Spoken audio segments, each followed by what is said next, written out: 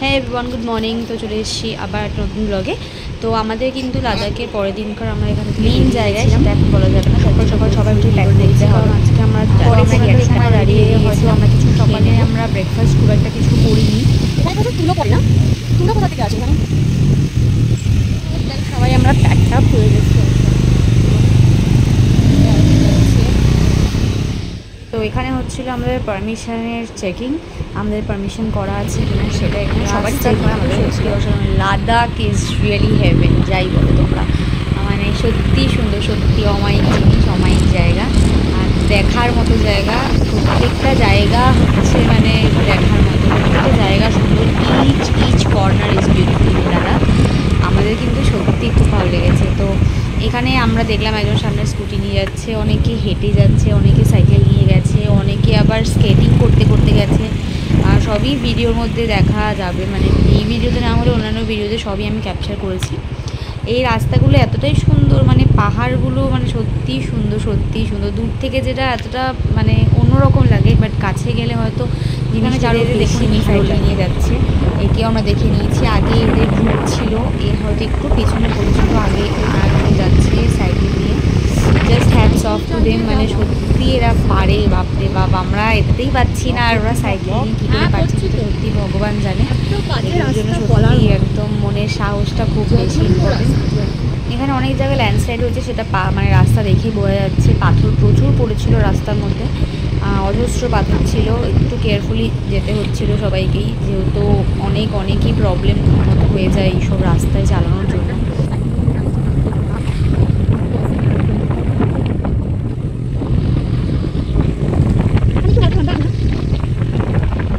হ্যাঁ, 19 কিলোমিটার বাকি আছে এখান থেকে। অনেকটা বড় জায়গা, কাছাকাছি আমরা চলে এসেছি। এসেছি আমরা।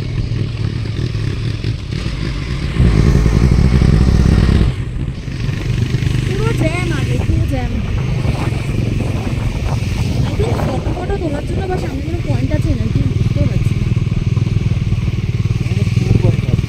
হ্যাঁ, ভিউ পয়েন্ট, তার জন্য সবাই দাঁড়িয়ে আছে।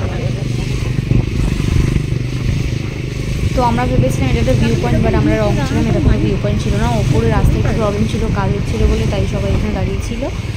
তো আমরাও দাঁড়িয়ে পড়েছিলাম এখানটাতে, যেহেতু পাহাড় বরফ দেখা যাচ্ছিলো বলে অনেকে এখানে পিকচার তুলছিল। এই জায়গার গ্রুপ বেরো।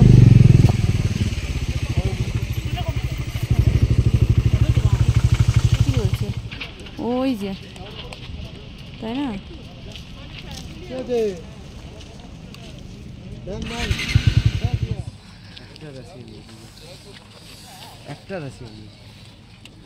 দেখলি ওরি এটা বাবা, একটা টপে উঠে গেছি।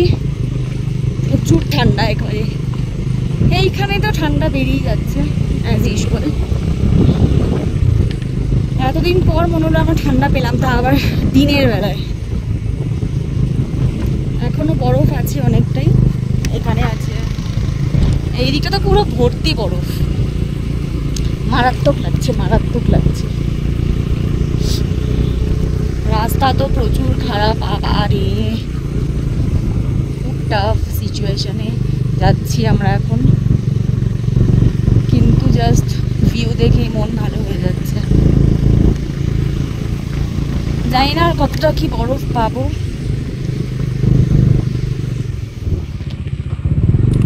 রাস্তায় কাজও চলছে, কি এগোতে পারছে না গাড়ি, এত লাগেজ বোঝা নিয়ে ওঠাটা ভীষণ টাফ। ফাইনালি খারদুংলা আমরা পৌঁছে গেছি।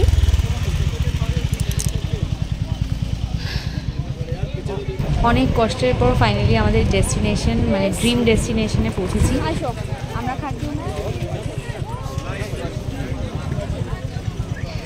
বরফ আছে প্রচুর কিন্তু এখানে। হ্যাঁ, ফাইনালি আমরা বরফ পেয়েছি, বরফ এখানে।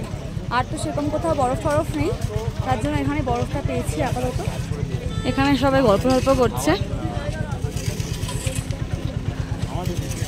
অ্যাট লাস্ট আমরা ভীষণ হ্যাপি, ফাইনালি আমরা ডেস্টিনেশনে পৌঁছতে পেরেছি। এরপর দেখি আর কোথায় যাওয়া যায়। এখানে সব উৎপাত করছে বরফে, ভাই কি মজা হচ্ছে অনেক। কেমন মজা তোমাদের সবার বলো? ফাইনালি দারুণ দারুণ। এত মজা হচ্ছে বলে বোঝানো যাবে না। যাই হোক, এখানে আমরা কিছু পিকচার্স তুলবো। এই আমরা লেট করে বেরোবো এখান থেকে, এখানে সবাই বেরিয়ে যাবে, বাইকগুলো ওখানে হ্যাঁ সবথেকে লাস্টে আমরা বেরোবো, ঠিক আছে? না বেশি লেট করে বেশি লেট না, একটু ফাঁকা হবে, গাড়ি ফাড়িগুলো রেখে ছবি তুলতে হবে না কিছু নিচ্ছি। হ্যাঁ, এত রোদ, এত রোদটা ওপরে, আর আমরা এমন পজিশনে দাঁড়াচ্ছি প্রত্যেকটা পিকচার প্রায় একটু কালো কালো আসছে। কিছু করার না, এখানে আসলে এমনি স্কিন কালো কালো হয়ে যাচ্ছে, এত বাজে এত বাজে। যাই হোক, জাস্ট মারাত্মক অসাম ভিউ। যতটা পেরেছি করেছি, এর থেকে বেশি সম্ভব না, পসিবল না। যাই হোক, কিন্তু খুব এনজয় করছি, জান্নাত, অ্যাকচুয়াল জান্নাতে আমরা আছি। এখনো বরফ বলেনি পুরোপুরি, প্রচুর বরফ, রাস্তায় খোয়া ভর্তি। ভালো লাগছে ওপরটা দেখতে, না সব পাস হচ্ছে পর পর, দারুণ দারুণ।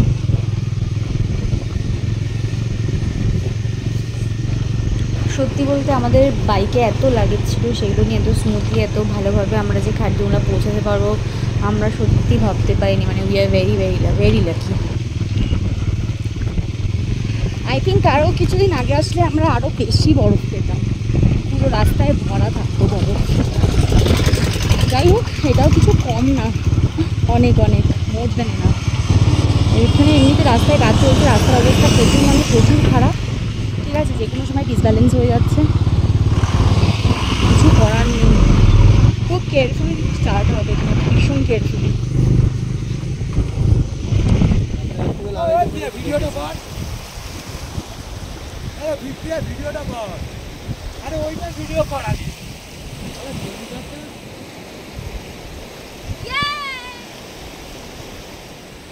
তো আমরা কিন্তু ওপর থেকে নেমে নিচে চলে এসেছি। এখানে একটা ভ্যালি, ওখানে I think pre wedding shoot হচ্ছে, আমি জানি না, বুঝতে পারছি না কী পরে এসেছে গরমে, এই শীতে সরি গরম কী হচ্ছে। যাই হোক, এখানে আমরা এখন খাবো, এখানে কি পাওয়া যায় দেখি। আমরা অনেকটা নিচেও চলে এসেছি ওপর থেকে। হ্যাঁ, তো এখন খাবে এখন বিস্কিট খাবে। খাও বিস্কিট খাও। How is your feeling? Khardung লাগিয়ে ভেরি নাইস। ব্রেকফাস্ট করলে, এখন ব্রেকফাস্টই করিনি ভাই, কি ব্যাপার কি আমাদের? খিদে পেয়ে গেছে তো, শ্বাসকষ্ট শুরু হয়ে গেছিলো। ঠিক আছে, এখন শ্বাসকষ্ট হচ্ছিল তো, কি হচ্ছিল? বুক ব্যথা করছিল ব্যাগের জন্য হেভি ফ্লো হয়ে গেছিলো। এখন ঠিক আছে, রিল্যাক্স। যাই হোক, নিচে গেলে আশা করি রিল্যাক্সই লাগবে সবারই, একটু তো প্রবলেম হবেই, ন্যাচারাল ব্যাপার। আরে বাবারে বাবা, কি আগে কাটা, এখন এসেছি খেতে, এখন খাওয়া দাওয়া করবো। ভালোর মতো আমাকে ক্যামেরায় ভালো আসছে তো, তাহলে ঠিক আছে। তো এখন খাওয়া দাওয়া করবো, দেখি এখানে কি পাওয়া যায়। এই কি খাবি এখান থেকে? বিস্কুট খুঁজে পাচ্ছে না, যা তা করছে। বলো এই যা পড়ে গেল। মমস ম্যাজিক খাচ্ছে। আমরা এখানে ম্যাগি অর্ডার করেছি, কেন মোমোটা একদম বেকার যেটা শুনলাম, তাই আমরা এখন এখানে ম্যাগিটাই খেয়ে যাবো। এখন আমরা যাচ্ছি মুন্ডারে, আবার পাহাড়ে ওঠা, রাস্তা আবারও বাজে, ম্যানেজ করতে হবে। প্রচণ্ড গরম, বিশাল গরম। যাও, আমরা ঠান্ডা পেলাম খারদুংলাতে, আবার গরম শুরু হয়ে গেছে। খুব বাজে ওয়েদার, কখন ঠান্ডা কখন গরম হয়ে যায় না। দেখো রাস্তা শুকিয়ে গেছে পুরো, এত হিট, একটু বৃষ্টি নেই। এই সময় আমরা জানি পাহাড়ে বৃষ্টি হয়, বাট এখানে কোনো বৃষ্টিই নেই।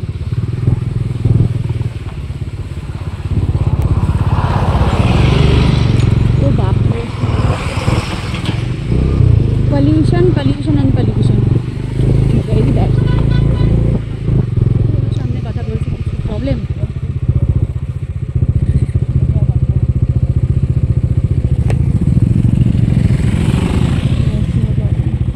নোব্রা ভ্যালি যেতে গিয়ে আমাদের কিন্তু প্রচুর সমস্যা পোহাতে হয়েছে, যেরকম বাজে আমাদের হেলমেটের কাছের ওপর পুরো ধুলো হয়ে গেছিলো। মানে এখানে যেরকম গরম সেরকম পলিউশন, আর সেরকমই বাজে রাস্তায় নোব্রা ভ্যালি যাওয়ার পথে।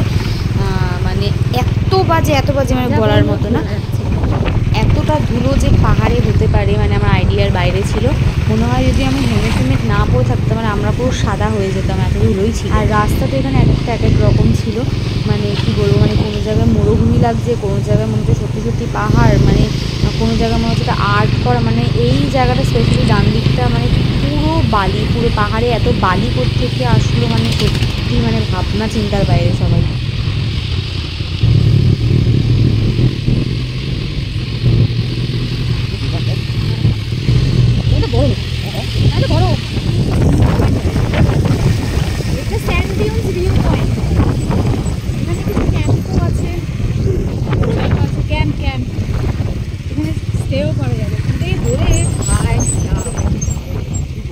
আমরাও কি স্যান্ড ডিউনসে করবো? পাগল হয়ে যাবে তো করবো। আমি এবার মনে হচ্ছে রাজস্থান পাহাড় পর্বত বাকি সবই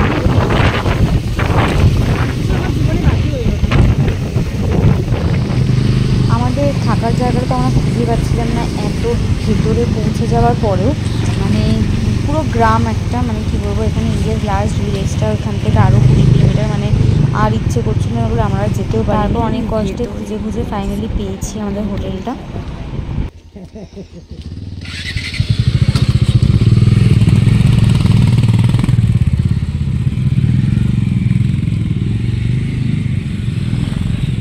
কোনো মানে এত ভেতরে হোটেল, মাই গড কি অসহ্য। এখানে সব টেন্ট আছে, যদিও বা এখানে সব টেন্ট, ভিউটা মোটামুটি সুন্দর, সব টেন্ট। তো এত টায়ার্ড ছিলাম বলে আমরা দুপুরে ঘুমিয়ে পড়েছিলাম। লাঞ্চ টাইমে উঠে দেখি বাইরেটা এরকম হয়ে গেছে, মানে ওয়াও মানে খুবই সুন্দর। তো রাতে কিন্তু আমাদের এখানে ডিনারটা কমপ্লিমেন্টারি ছিল, তো এখানে একদম বুফে টাইপের মানে ডিনারটা অ্যারেঞ্জ করা হয়েছিল। এখানে ছিল রুটি, ভাত, যার যেটা ইচ্ছা তোমরা সেটা নিতে পারো বা দুটোই নিতে পারো, কোনো অসুবিধা নেই। এখানে রুটির কোয়ালিটিটাও খুব একটা ভালো না, ভাতেরটাও খুব একটা ভালো না, সেলফ সার্ভিস হিসাবেই মানে এখানে ব্যাপারটা ছিল। তোমরা নিয়ে নিতে পারো, চাইলে ওরা দিয়ে দেবে। তো উনি হচ্ছে মুর্শিদাবাদ থেকে, ইনি হচ্ছে রান্নার মেয়ে, নিয়ে রান্না করে। তো ভাতটা একটু মানে গলা কেমন একটা, মানে এরকম ভাত ওরা করে কীভাবে আমি জানি না, মুর্শিদাবাদ থেকে এসে। যাই হোক, তারপর ছিল এখানে তরকার ডাল, এখানে ডাল বলতে তরকা। উনি যখন মুর্শিদাবাদ মানে বাঙালি রান্নার ঠাকুর, তো ওনার মনে হয় একটু ভালো রান্না করার খুব বেশি দরকার ছিল। যাই হোক, তারপর ছিল পনির, তারপর এখানে কি একটা আলু জিরে সামথিং কিছু কী সব ছিল, শুধু আলুই বুঝতে পারছিলাম, আর কিছু বুঝতে, আর ছিল স্যালাড আর পাঁপড় ছিল, সাথে পায়েস বলেছিল ছিল, কিন্তু ওটা পায়েস ছিল না কি ছিল, মানে আমরা তো কেউ একটা চামচ খেয়ে আর খাওয়ারই ইচ্ছে হয়নি দ্বিতীয়বার, এতটাই মানে বাজে খেতে ছিল, টেস্টলেস যাকে বলে, ওরকম পায়েস আমি কোনোদিনও খাইনি। আর এখানে পাঁপড়গুলো মানে একদম ঠান্ডার মধ্যে নেতিয়ে গেছিলো, বিচ্ছিরি বলার মতো না। একটা মুর্শিদাবাদের থেকে একটা ছেলে এসে এত বিচ্ছিরি রান্না করতে পারে, বাঙালি খাবার মানে বলার মতো না। আমাদের একটুও ভালো লাগেনি খাবার দাবারগুলো খেতে। ঠিক আছে, যাই হোক, আমরা এখন ঘুমিয়ে পড়বো, রেস্ট নেবো আমি রুমের সামনে। হচ্ছে পরের ব্লগে।